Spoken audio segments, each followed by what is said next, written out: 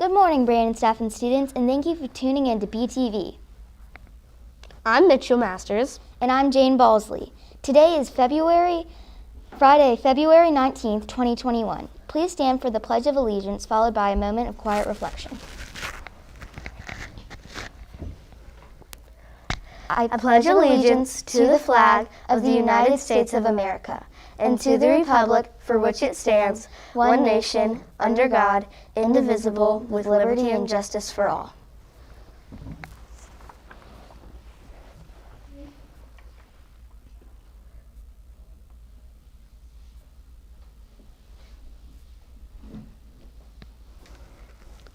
Now for today's weather. Right now it is a low of 32 degrees with a high of 45 degrees with a forecast of sunny. Bundle up for outside recess today.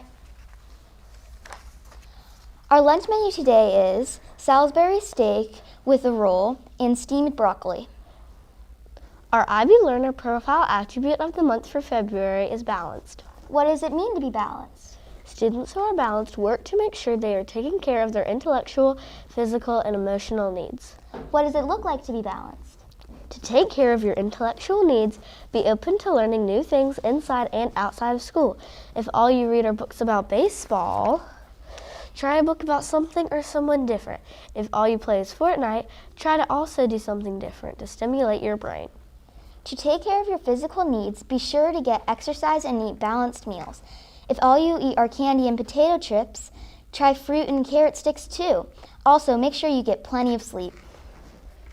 And to take care of your emotional needs, if you like to be around friends, reach out for a play date. If you prefer to be alone in your own thoughts after a long day, that's okay too. The important thing is to make sure that you are taking care of yourself to be as healthy as possible. February is Black History Month. Black History Month is celebrated each year to acknowledge the achievements of African Americans and the role they have played in making America what it is today. The city of Atlanta continues to play a major role in the history of African Americans. It has been the center of Black wealth, higher education at historic Black colleges like Spelman and Morehouse colleges, the cradle of the Civil Rights Movement, and home to Martin Luther King Jr. Today we are going to showcase writer and President Biden's poet laureate, Amanda Gorman. Amanda Gorman was born in 1998 in Los Angeles and raised by a mother who works as a teacher. Amanda graduated from Harvard University last year. She was the first U.S. National Youth Poet Laureate and is the youngest ever inaugural poet. An interesting fact about Miss Gorman, she has a speech impediment and she couldn't pronounce the letter R until 2 years ago. For President Biden's inauguration, she read the poem she wrote, "The Hill We Climb." Praise has overflowed her for the young poet, and many have celebrated her passion, beauty, and poise. Stay tuned if you are able after the announcements to hear Amanda Gorman reading her poem at the president's inauguration. We'd like to wish a happy birthday to those celebrating today and this weekend. Sydney Pector, Jimmy Davis, Kason Davis, Everly Naninga, Jude Allen, Park Allen, Adrian Maldonado, Charlotte Elson, Sage Bruce, and Tyler Willingham. Happy birthday! And now for today's joke of the day. Hey, what is the best pancake topping? Oh, that's a tough one. Some people like blueberries, but I love chocolate chips. Those are all good options, but in my opinion, the best pancake topping is more pancakes. This concludes today's episode of BeeTV. Don't forget that Amanda Gorman's poem will be after the announcements. Thank you for watching. Have a fantastic Friday. Happy Valentine's Day. Bye. Mr. President, Dr. Biden, Madam Vice President, Mr. Emhoff, Americans, and the world. When day comes, we ask ourselves, where can we find light in this never-ending shade? The loss we carry, a sea we must wade. We've braved the belly of the beast. We've learned that quiet isn't always peace, and the norms and notions of what just isn't always just is. And yet the dawn is ours before we knew it. Somehow we do it. Somehow we've weathered and witnessed a nation that isn't broken, but simply unfinished. We, the successors of a country and a time where a skinny black girl descended from slaves and raised by a single mother can dream of becoming president, only to find herself reciting for one.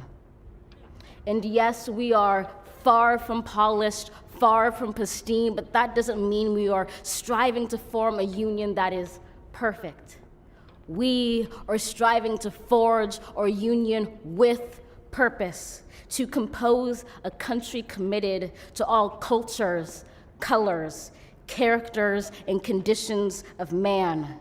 And so we lift our gazes not to what stands between us, but what stands before us. We close the divide because we know to put our future first, we must first put our differences aside. We lay down our arms so we can reach out our arms to one another. We seek harm to none and harmony for all. Let the globe, if nothing else, say this is true. That even as we grieved, we grew, that even as we hurt, we hoped, that even as we tired, we tried, that we'll forever be tied together, victorious, not because we will never again know defeat, but because we will never again sow division. Scripture tells us to envision that everyone shall sit under their own vine and fig tree, and no one shall make them afraid. If we're to live up to our own time, then victory won't lie in the blade, but in all the bridges we've made. That is the promised glade, the hill we climb, if only we dare it, because being American is more than a pride we inherit. It's the past we step into and how we repair it. We've seen a force that would shatter our nation rather than share it, would destroy our country if it meant delaying democracy. And this effort very nearly succeeded. But while democracy can be periodically delayed, it can never be permanently defeated.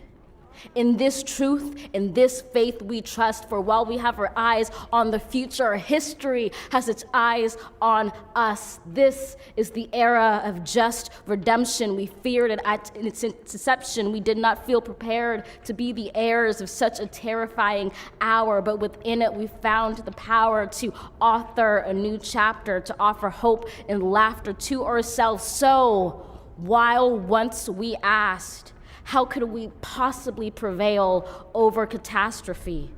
Now we assert, how could catastrophe possibly prevail over us? We will not march back to what was, but move to what shall be, a country that is bruised but whole, benevolent but bold, fierce and free. We will not be turned around or interrupted by intimidation, because we know our inaction and inertia will be the inheritance of the next generation. Our blunders become their burdens, but one thing is certain. If we merge mercy with might and might with right, then love becomes our legacy and change our children's birthright. So let us leave behind a country better than the one we were left. With every breath from my bronze-pounded chest, we will raise this wounded world into a wondrous one. We will rise from the gold-limbed hills of the west. We will rise from the wind-swept northeast, where our forefathers first realized revolution. We will rise from the lake-rimmed cities of the Midwestern states. We will rise from the sun-baked south. We will rebuild reconcile and recover in every known nook of our nation, in every corner called our country. Our people, diverse and beautiful, will emerge battered and beautiful. When day comes, we step out of the shade, aflame and unafraid. The new dawn blooms as we free it. For there is always light if only we're brave enough to see it, if only we're brave enough to be it.